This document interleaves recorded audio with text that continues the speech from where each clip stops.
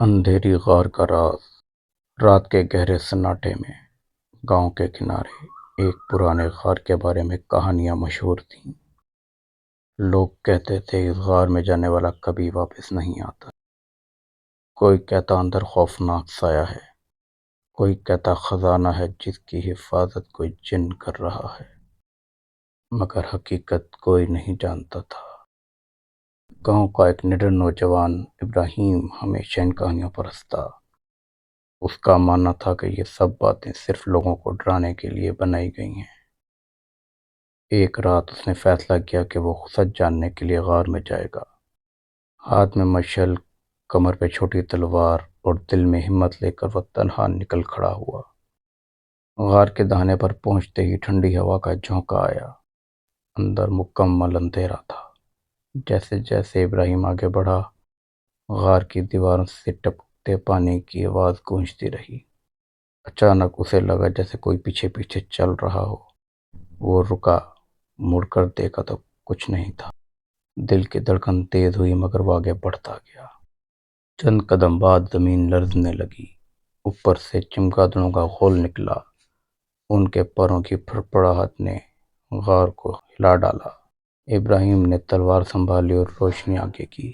جیسے ہی مشعل کی روشنی ایک بڑے کمرے میں پھیلی، اس نے دیکھا کہ سامنے پتھروں کے ڈھیر پر ایک صندوق رکھا ہے۔ صندوق پر زنجیریں لپٹی تھیں اور اوپر سے خون جیسے دھبے لگے تھے۔ ابراہیم نے ہمت کر کے زنجیر توڑی اور صندوق کھولا۔ اندر سونا، چاندی اور قیمتی پتھر تھے، مگر جیسے ہی اس نے ہاتھ بڑھایا، غار کی دیواروں سے خوفناک دہاڑ سنائی دی۔ ایک دیو ہیکل سایہ نمودار ہوا، جس کی آنکھوں سے سرخ شعلے نکل رہے تھے۔ وہ جن تھا جس کی کہانیاں گاؤں والے سناتے تھے۔ جن نے گرجدار آواز میں کہا، یہ خزانہ میرا ہے، جو اسے چھونے کی کوشش کرے گا اپنی جان گنوائے گا۔ ابراہیم کے قدم لرز گئے، مگر اس نے پیچھے ہٹنے کی بجائے اپنی تلوار کھینچی۔ دونوں کے درمیان ایک خوفناک لڑائی شروع ہوئی۔ غار کی زمین کانپنے لگی، مشعل بجھ گئی۔ اندھیرے میں صرف تلوار کی چمک اور جن کی دہاڑ سنائی دیتی رہی۔ آخر کار ابراہیم نے ایک وار کر کے جن کی گردن پر زخم لگایا۔ جن چیخا اور دھوئیں بدل کر غائب ہو گیا۔ غار میں خاموشی ہو گئی۔